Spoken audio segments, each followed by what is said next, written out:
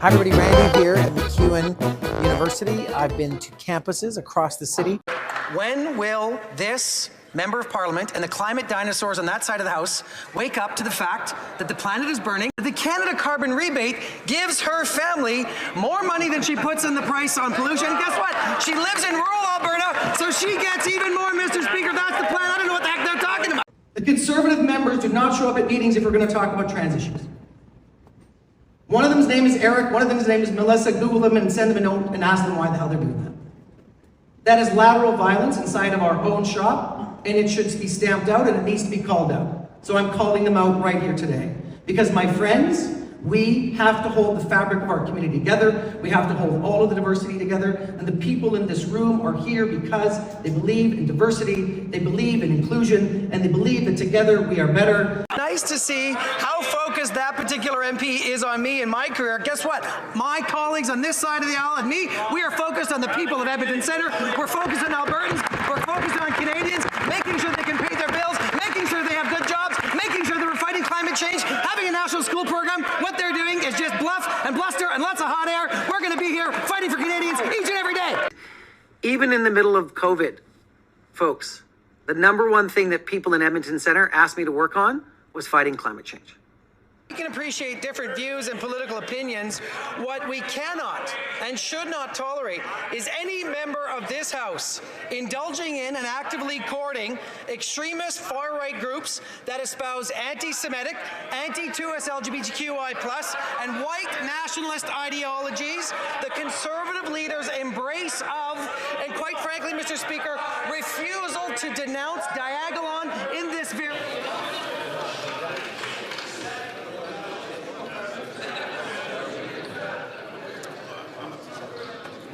Colleagues, I'm having great difficulty trying to hear the answer from the Honourable Minister. I'm going to ask members to please let the Minister finish his statement. The Minister has 20 seconds left on the clock.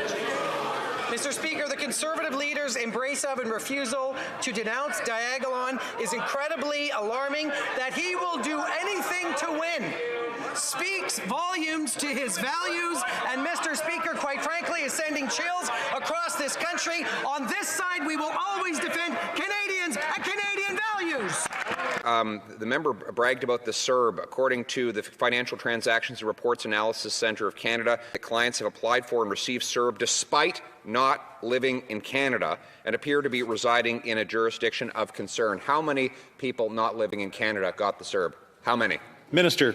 Mr. Speaker, I'm happy that the honourable colleague wants to talk something of substance, and so let's talk about the CEBA that helped over 898,000 small businesses survive. Think of the families. Back to the Serb fraud. How many people not in Canada got the Serb? How many? Minister. Mr. Speaker, the wage subsidy helped over 450,000 employers keep more than 5.3 million employees on the payroll. That's our track record. The question was about the Serb, not the wage subsidy. How many people not in Canada got the Serb? How many? Minister. Mr. Speaker, I'm not sure the honourable member heard me that when we're talking of substance, we're talking about Canadians that were supported. Member for 9 Carleton. million through the Serb. I think the problem is he's not hearing me.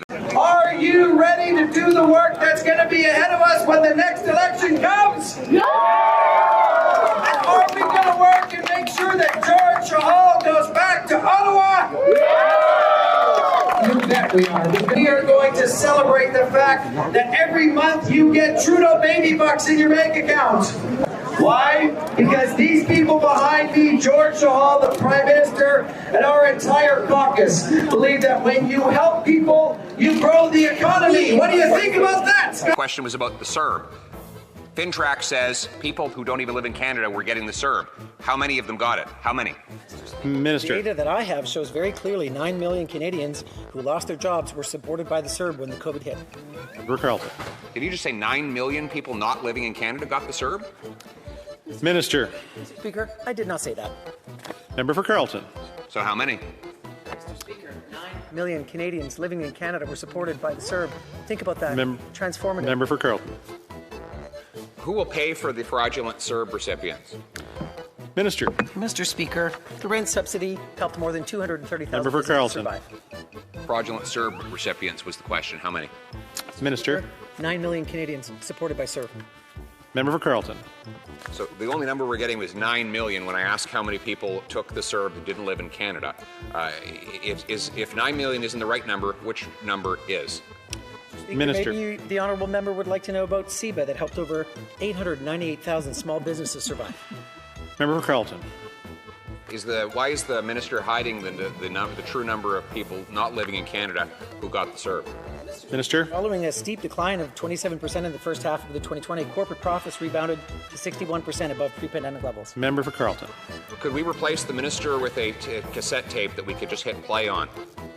I guess that's a question for the minister. Minister. Mr. Speaker, I'm sure there's all kinds of technological advancements available, but I can tell you that the wage subsidy helped over 450,000 employers. Member for Carleton. 5.3. Is there a technological advance that might help the minister answer the question?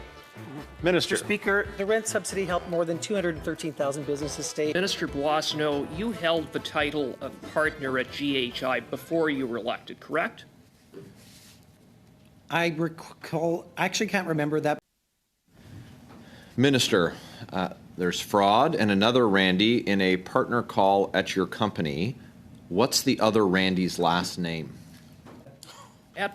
GHI is not exactly a big operation. There was you, there was Anderson, and there were a few employees, correct? Correct. And so I pose to you, through you, Mr. Chair, then who was the other Randy? I do not know who the other Randy was. They were somebody hired after I was. But I do not know who that person is, Mr. Chair. 4 seconds. Mr. Cooper, go ahead. You have a 50% stake in the company. There's only a handful of people there, and you presently have a 50% stake in GHI, and you mean to tell me that you have no idea out of a handful of people, if not you, who the other Randy is? Are you serious? 20 seconds. Go ahead, Minister. I have had no operational involvement in this company since I was elected. Admitted liar. You lack any credibility whatsoever. It really begs the question, how much did Minister Boissonnault pay you for your silence? Mr. Chairman, How much did he pay you? I have not had no communication with Minister Boissonnault. You've only had one other partner in your entire operation with GHI and GHS. You've confirmed that is Randy Boissonnault. The word partner in all of these email exchanges was never auto-corrected, was it? Was it? There was no email communication. I'm talking text messages. The word partner in text messages was never auto-corrected, was it? It was not referring to Randy Boissonnault. You've had unusual contract wins. You've had a half a dozen lawsuits, nearly $8 million in court-ordered debts, civil allegations of fraud, a fire 16 days after at a warehouse by 3 arsonists. Yesterday, we learned you got into business with a Dominican drug dealer. Nobody believes you. No one at this committee believes you. Canadians don't believe you. Fess up. The gig is up. The only other Randy that was auto-corrected, according to you, 9 times was, in fact, Minister Randy Boissonnault. Admit it. Who's Randy? So I do not know the name of that person. As I stated in my opening statements, that person is not me. What happens if there's multiple Randys on this list? What happens if there's, somebody named Randeep that may go by Randy, or so many other instances on this?